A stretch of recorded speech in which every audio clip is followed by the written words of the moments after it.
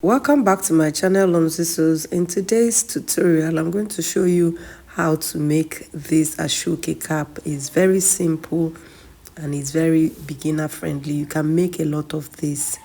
Now this is the Asoke I'm using. This is one piece of Asoke. So you need one piece of Asoke and I'm going to show you how to cut it. First of all, I'm going to just cut out to have a straight edge. And then from the edge, I'll measure out 3 inches. Then I'll measure 13 inches. You can also do 12 inches.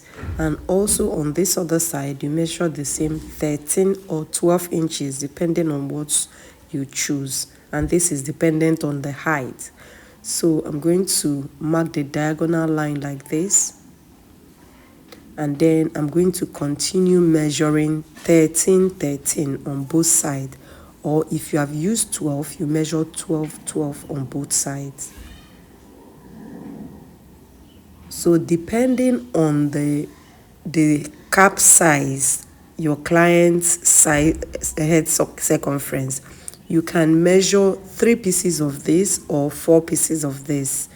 If the circumference of the head is like 22 inches, then you can use 3 pieces. But if it's more than 22 inches, I will advise you use 4 pieces of this.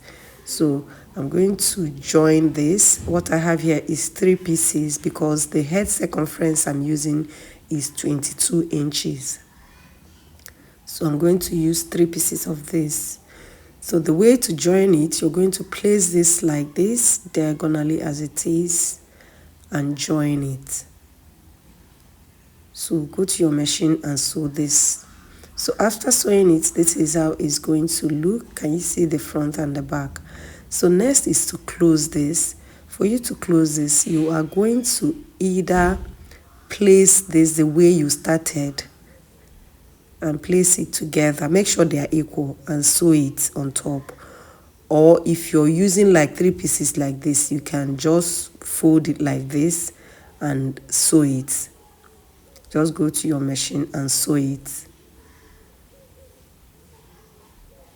So after sewing it, you're going to open it like this and then cut it open. So it should be something like this. And then you're going to cut out your collar stay. The length of the head circumference is what you're going to have here, plus sewing allowance. And then you're going to use either 3.5 or 2.5 inches. But what I'm using is 3.5 inches height of the cap. Then here you're going to leave like 1 inch sewing allowance and you iron it. After ironing it, this is how it's going to look. Then you go ahead and iron it again like this. Just make sure you align it properly and you're going to iron it. Then you're going to sew 0.5 or 0.25 inches. So this is it after sewing it. So you just go ahead and iron this open like this. When you iron it, it should look something like this. So this is it after ironing it. Now we are going to add lining. So you cut the lining to be equal or a bit bigger than it, but the main purpose is for us to join the lower part. So here you're going to sew 1/2 inch. Remember what we left is 1 inch, but you're going to sew 1/2 inch and then top stitch it. So this is it after sewing it and top stitching it, and this is how it's going to look. So now iron this to be like this. Can you see? Now your lining will relax properly. So after ironing it, this is how it's looking. Now you go ahead and measure out your exact head circumference plus sewing allowance. So assuming your head circumference is 22 divided by 2 is going to be 11, you add 1/2 inch sewing allowance, or how many inches you want for your sewing allowance. So whatever that is, cut that out. If you're making more than one, just keep cutting out how many inches you need for the head circumference, and that is it. So just go ahead and cut this out to make sure they are all equal. If you have watched this video till this time, remember to give it a thumbs up and subscribe if you haven't. Remember to also turn on all notification bell icon. Then you're going to place this like this, lining to lining, fabric to fabric, and you're going to sew away that sewing allowance you have added, either 1/2 inch or 1 inch. And this is it. Make sure to iron it open, and then you're going to, first of all, I'm going to turn it out like this so that you see how it looks. Later we are going to turn back the back, or you can skip this and just turn out the back because that's what you need. So now you're going to place this, you see how rounded, how it's going to be.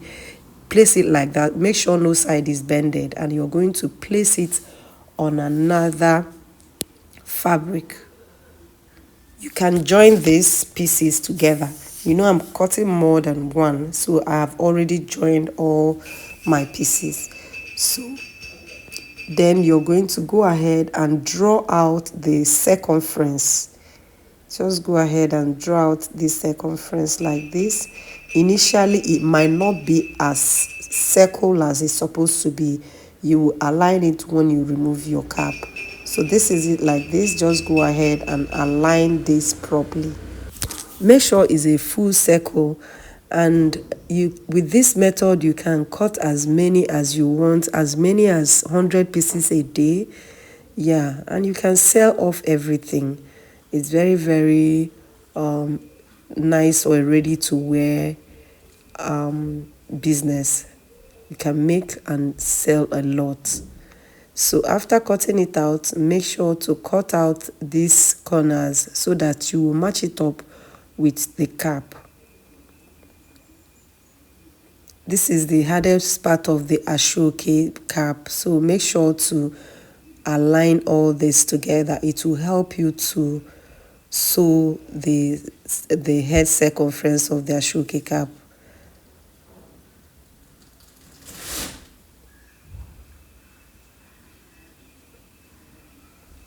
You can tweak your Asoke cap by even making this the head circumference, the covering of the Asoke cap with another fabric. You can try that out. So all I'm going to do is just place the notches I have made to the cap and sew it. So after sewing it, this is how it's looking. Make sure to overlock it and then turn it out. Voila, you're done, guys. All you just need to do is just go and sew it, iron it properly, and your Asoke cap is ready to be sold or worn. So after ironing it, this is how it is looking, guys. Can you see? Very nice. Make sure to subscribe and turn on all notification bell.